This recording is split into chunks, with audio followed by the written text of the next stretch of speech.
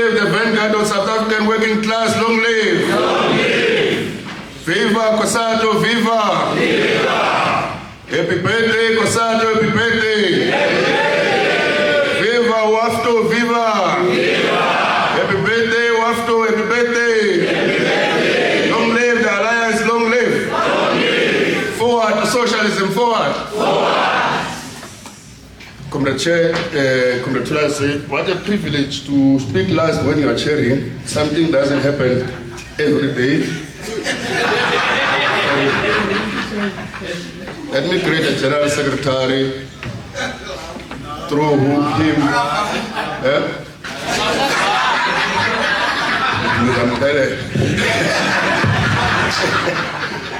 General Secretary, let me through you greet the Central Committee, the augmented Central Committee, and its delegates, and the leadership of Cosatu, Comrade Gerald.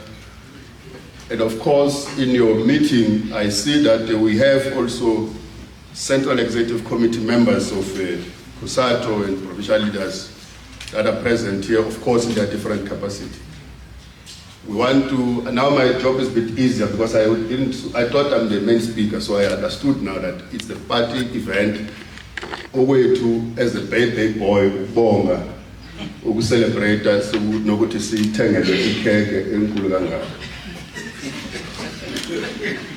So we want to thank this gesture, comrades. It doesn't happen every day. It shows that even under difficult times, your friends will always be with you.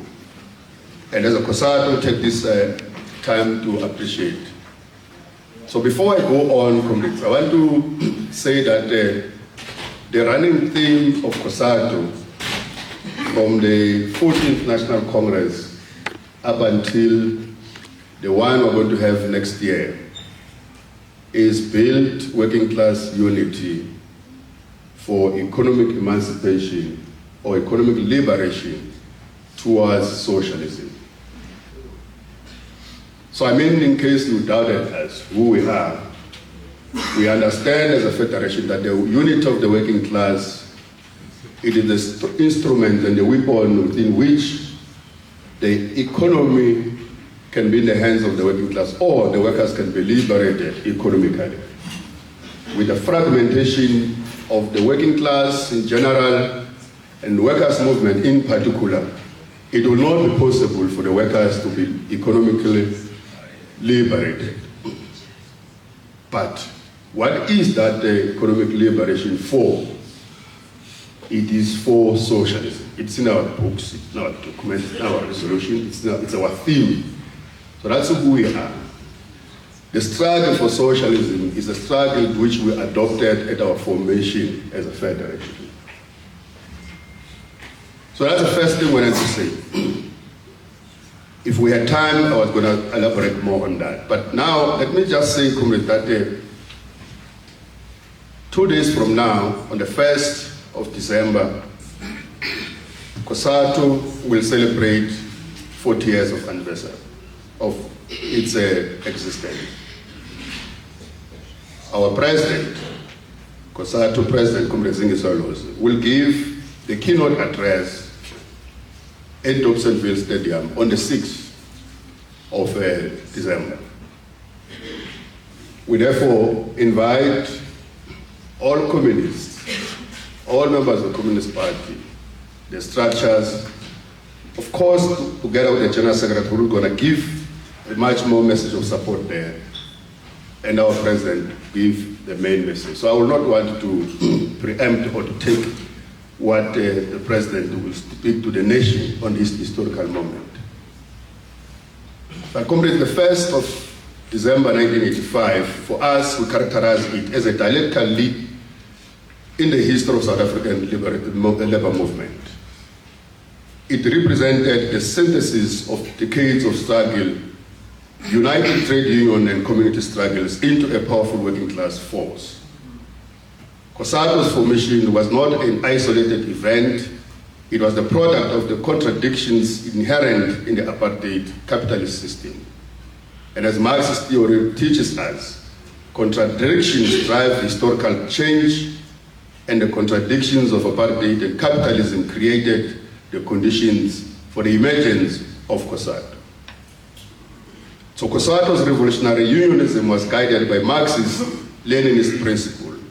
It understood that the working class is the most organized and disciplined force capable of leading the struggle for national liberation, democracy, socialism. Now, this is in terms of the events that we have been undertaking throughout the year, conducting memorial lectures, mobilizing, building, making build-ups. It's one of the abstracts in our input. I'm starting with it because what we will be doing on the 6th, we will be tracing the history of our forebears. We will be honoring those who came before us. We will be celebrating their victories while paying tribute to their setbacks. But we will also be recommitting ourselves to face the challenges that are ahead of us. But what we've been doing the whole of this year was to underscore, as the passage I've quoted, that the conditions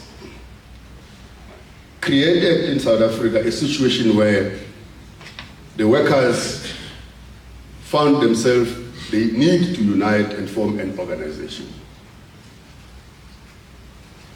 So we know that the recent memory of the struggle of South African working class is perhaps mostly the struggle against apartheid. But for us as the workers, the history and the formation of Cosatu must be situated within the historical material framework, which there were epochs in the country, like the discovery of diamonds and gold fields in South Africa in the 19th centuries, that marked the beginning of the capitalist mode of production that relied on the super exploitation of black labor. The discovery of the capitalist class, which was composed of mine owners and industrialists, sought to maximize profit by creating a racially stratified labor market. White workers were granted privileges to source their loyalty to the capitalist system, while black workers were subjected to brutal exploitation, denied access to skilled jobs, and forced into low-wage, precarious employment.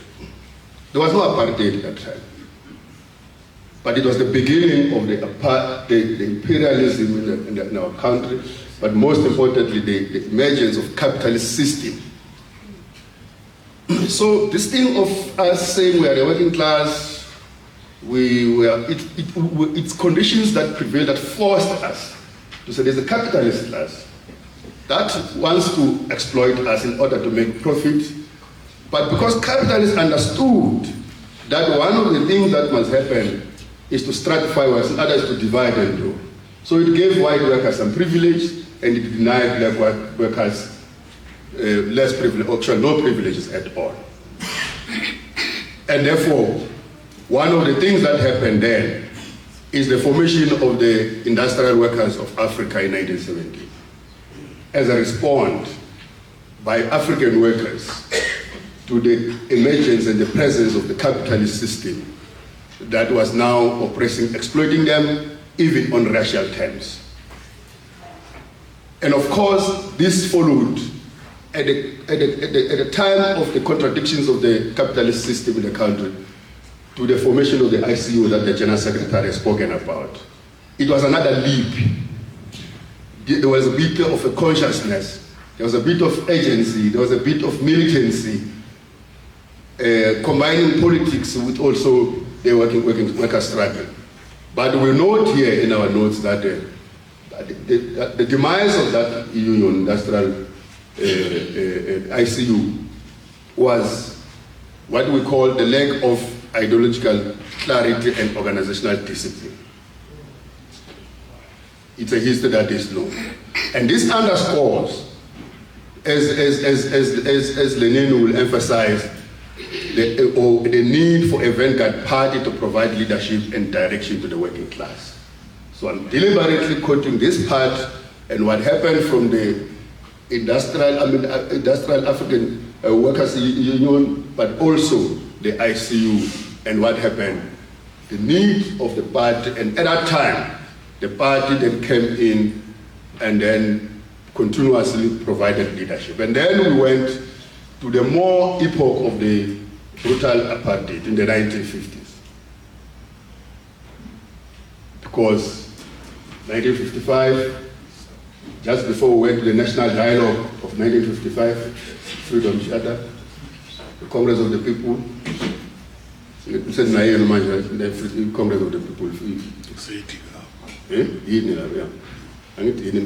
The other time, Cosatu was formed in 1955, and it mobilized workers and it collected demands for the workers across the country for them to be put in what is now known as the fundamental policy and the guiding tool for our struggle against the Freedom Charter, which I argue, if we were to go to a national dialogue, it is to assess the extent to which the demands and the objectives of the Freedom Charters are implemented, and then say what is to be done moving forward. Not to reinvent the wheel and have people of South Africa talking about the kind of South Africa they want and the kind of South Africa they don't want, something which was answered in 1955 in Cape Town. And there's no mention by anybody who is organizing and preparing the national dialogue. There's no mention by any one of them or the insertion of the relevance of the Freedom Charter in the kind of South Africa we want. Comrades, is this veering off? But I'm talking the meeting of communists. This thing of us not thinking and just reacting to the things that are there on the table is going to kill the working class in this country. If that thing succeeds, in as those who conceptualize it will have won that. It is a contested space. It is a contested platform. It's not class neutral. It's not politically neutral. That dialogue is going to have political parties that have come from the far right, that represent all sorts of ideologies. It's going to come from all sorts of classes, forces that represent different aspirations. It's going to be concentrated by ourselves, but divided, not organized, not coordinated, the civil society. It's going to be concentrated by NGOs that are pushing some agendas and are funded by some people that don't have the interest of our country, and they are preparing and they are planning and they are organizing, they are coordinating, and they are going to dominate the space, and then they're going to end up with the kind of South Africa that they want. And they're going to say the kind of South Africa that they don't want, irrespective of what is it that you want and what is it that you don't want. They're going to tell you we can't afford national health insurance. They're going to tell you we can't have Bill Act. They're going to tell you that we must sell all the state-owned institutions, we must privatize ESCOM and everything. They're going to tell you let's privatize municipal services. So as you go and contest local government next year, you will have no municipality to run. They will have been sold off to private company. You will inherit the share when you go and contest next year. They will have sold all the services, like water services now is being sold. The mayors and the comrades are here. Water is going from the municipalities. It's going to the private hand. By the time you get there next year, there will be no more water service by the municipality for free to our people. You will have to make them pay. And then the Communist Party will be blamed because they will be running municipality by that time. They will be blamed. They will be running municipality by that time, but they will be running municipality that they have no control over it, because the service will now be in the hands of private. So when you say you contest, what is your narrative? What are you telling people? Why are you contesting? Part of that contestation does not mean putting councillors or home bodies. It means contesting what is being done to the local government sphere of our country. Now, so that people must know why you want to get there. Oh, let me stop. Okay. Comrades, all right. Now, Of course, I've now spoken about the Cosatu, so let me leave as I thank you, Congress. I thank you by saying that Cosatu's victories are well known, in particular victories before the dawn of democracy.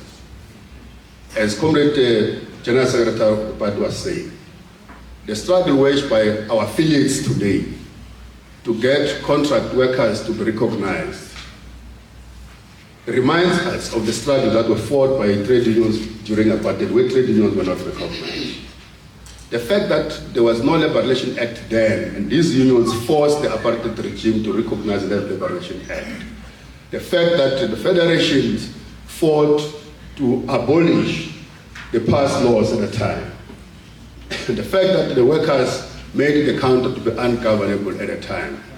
The fact that workers forced Botha to ensure that the May Day is a holiday. Because when they came, they said May Day, it can't be holiday. And then we said we want it. Then the apartheid regime said, we will give you a May Day, but we'll give you the first Friday of May. And then Elijah Bagai said, no, that's fine. We will take the first Friday of May, but we'll also take the 1st of May. Because that's what we want. We don't want what we're going to give. We can do that one, we're not going to reject it, but we're going to take it. But we will still take the May Day first, because that's what we want as a holiday. And because of that resistance, that struggle was won. We were part of the transformative agenda in this country as Cosatu unions. Sadly, some of the labor laws were put from the chair. We have the act in this country that says you can't renew a contract beyond, a fixed contract beyond 3 months. But workers have worked 20 years in this country on contract, being renewed every year. We had to take the unions to go to court to ensure that we implement the current law. So we understand, Comrade Chairs, we invite you, that workers will always lose the rights they do not defend. It doesn't matter that when the rights are enacted in the labor laws or in the constitution, they are not going to be violated by the employers and the bosses. That's why when we go on the 6th of December, we will be doing these things. We will be reliving this.